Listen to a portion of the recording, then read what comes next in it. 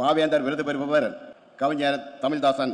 சிவகங்கை மாவட்டம் திருப்பத்தூர் தொகுதிக்குட்பட்ட வன்னியன் சூரக்குடி என்னும் சிற்றூரில் 30/9/1954 ஆண்டு திரு ராமையா, திருமதி மாரியம்மாள் ஆகியோரின் மூத்த மகனாக பிறந்தார்.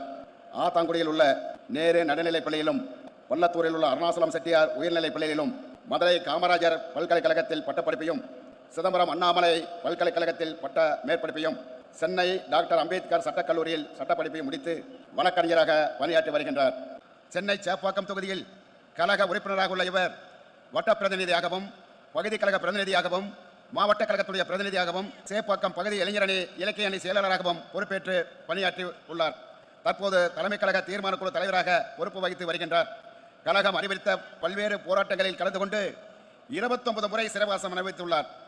இவர் கழக பணியினை பாராட்டும் வகையில் திமுக பவள விழா ஆண்டில் கழக தலைவர் அவர்கள் பாவேந்தர் விருது வழங்கி சிறப்பிக்கின்றார்.